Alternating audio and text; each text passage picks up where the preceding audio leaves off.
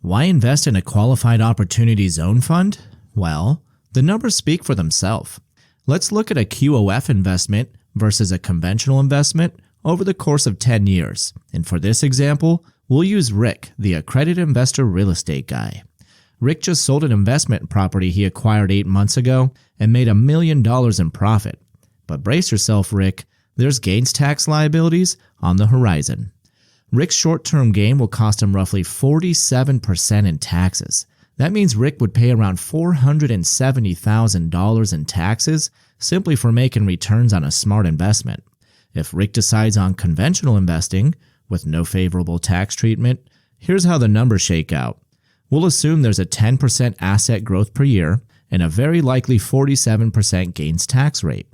So starting with the $1 million profit, Rick pays $470,000 in taxes right off the bat. This leaves Rick with $530,000 to play with. With a 10% annual growth rate, it's going to take Rick nearly 7 years to recover his capital gains tax. This is certainly not ideal.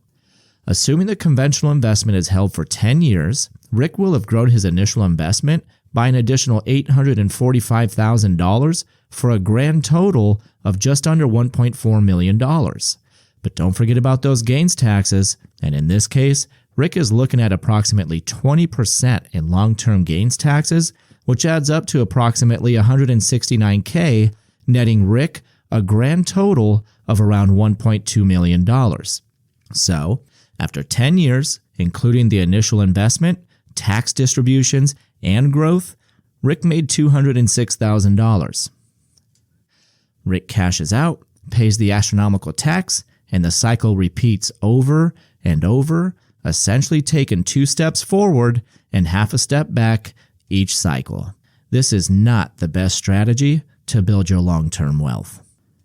If Rick decides on investing into a qualified opportunity fund, here's how the numbers work out. And for comparison, we'll assume the same 10% annual growth and a 47% gains tax rate.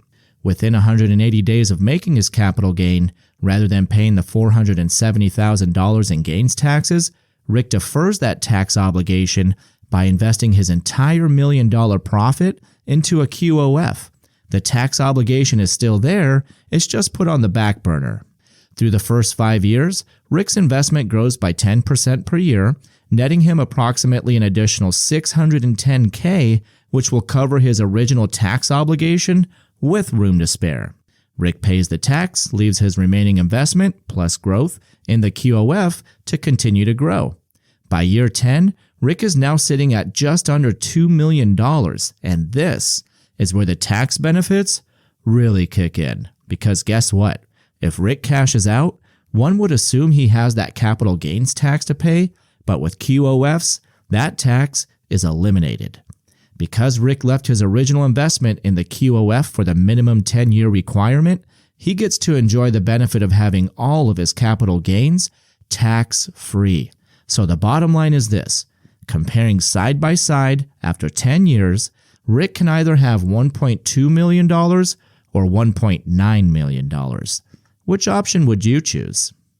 If you have recently made a capital gain or anticipate making a capital gain in the future, we should chat. Give us a call or go to www.thesolarop.com.